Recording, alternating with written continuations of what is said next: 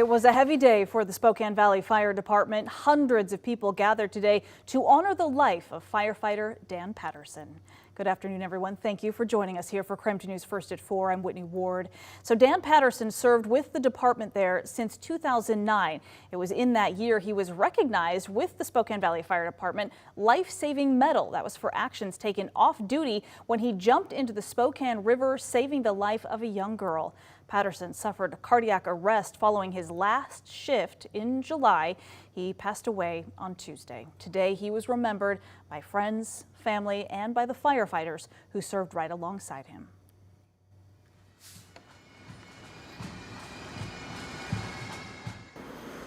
Today's an incredibly difficult day for the Patterson family, for the Spokane Valley Fire Department, and for first responders as a whole. Dan was the type of person who not just served while in uniform, but he served off duty as well.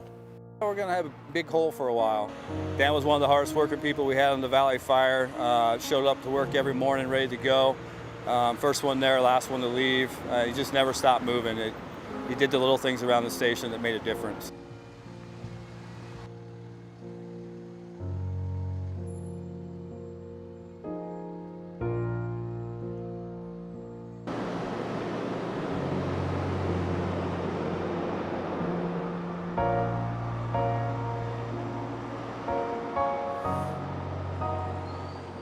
Loss of innocence moment for Spokane. Let's use her name and remember the good things.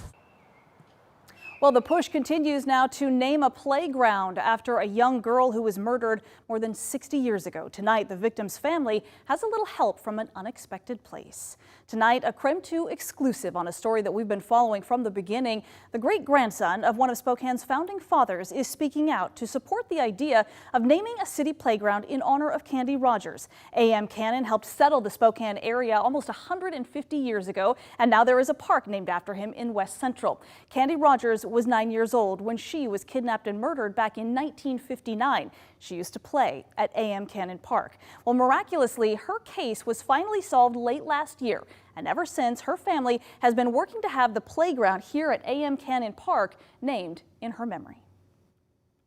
The Candy Rogers case was something I sometimes would think about because it had such an impact on me as a little kid. It was really interesting for me to hear the end of the story. What do you remember about the case as a young child?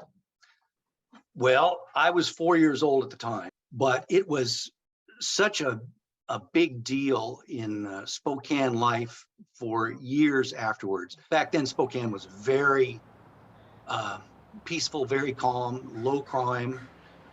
Something like this was like a lightning bolt. What is your thought on having this playground so many years later named in Candy's honor? Yeah, it's a good idea. I see no reason why not to, and a whole lot of reasons to do it. What do you know about your great-grandfather? Well, I believe that they came to Spokane in a covered wagon in the late 1880s when they arrived. The town site was called Spokane Falls, and in our family lore, there were only 12 people living on the town site at the time. And he was quite an entrepreneur. You know, we're proud to have the park named after him. I think that it would be a real good thing to have this subset of the park memorializing Candy Rogers, just as the park memorializes A.M. Cannon. What do you think it would mean to have that playground bear her name? Well, first of all, history is a good thing. We tend to live in the present, but there are things that happened in the past that I think deserve to be memorialized. There have been some concerns that having Candy's name on a sign there at that playground might bring up some uncomfortable questions from children or could lead to some uncomfortable conversations for families. What do you say to that? But I would say that those are exactly the kind of teaching points and teaching moments that need to be done. You're not going to keep yourself safe by putting your head in the sand. Those concerns, in my opinion, are unfounded. We do these things for a reason, and frankly, I just don't see any downside to it at all. So the Spokane Park Board has the final say on naming it that playground. Their next meeting is tomorrow afternoon, and Candy's family tells me they will be there in person, hopefully to convince the board to approve the Candy Rogers Memorial Playground. And we will be there as well. We'll be sure to let you know what they decide. In other news tonight, a Spokane doctor pleading guilty to 2 counts of threats in interstate commerce. That's after he was accused of hiring someone on the dark web to kidnap his estranged wife. Ronald Ilg, who has been a licensed physician in Washington since 2003, originally pleaded not guilty to 1 count of attempted kidnapping. That was in May of last year. Now, as a result of his guilty plea, the other charges were dropped. Those include 2 counts of cyber stalking, attempted murder, and several other charges. Ilg's estranged wife reportedly gave investigators text messages where she accused him of trying to hire someone to carry out a week-long kidnapping. Court documents state Ilg wanted the kidnapping to coincide with his trip to Mexico. We have new details now about a woman found dead in a house fire in Spokane Valley last week. According to court documents, she died from blunt force trauma to the head. The sheriff's department says the cause of the fire and the woman's death are both still under investigation. The woman did live with her son. The sheriff's office says he is cooperating in their investigation. There are several wildfires burning across the state right now. We begin that part of our coverage in Douglas County. Fire crews are calling the Moore Canyon Fire. It has now already burned nearly 4,000 acres. It started just yesterday. And at this time, there are some level 1 evacuations in place. This is for Wagon Road and Palisades Road, all the way to the Grant County line. There are some road closures in place at this time, as well as crews work to contain that fire. But again, level 1 evacuations in place. Those just mean that those people need to be on alert and aware of the changing situation. There's also the Lion Roar wildfire that's burning near the Lion Creek drainage at Priest Lake. This fire is still relatively small. It's now grown to about 40 acres. The Department of Lands in Idaho says they have 4 fire engines now on scene with a 70-person crew as well as multiple helicopters. The fire, though, is 0% contained, and you can see it's in steep terrain. There are no evacuations in place right now, but a ready alert has been raised for people in the areas of Sandpiper Shores. Also, we have learned that an investigator has now been ordered to that scene as they work to figure out how it started in the first place. And there is the possibility of additional thunderstorms in our area tonight. So with dry summer conditions, that certainly could mean lightning and a chance for additional wildfires, or simply to fan the flames of the fires that we already have. So we want to go directly to our chief meteorologist, Jeremy Legoo. He's outside in the weather center right now. Jeremy, what can you tell us? Whitney, for starters, outside right now, it almost feels humid. Oh yeah, I noticed that a little bit this morning. Yeah, it's one of those ones where I'm going to go, all right, the hair's going to go full curly here shortly. So if I get a Superman curl, it's because our dew point sits at 54 while we sit at 92. So we have a little more moisture in the atmosphere, means we have a better shot at getting some of that rain.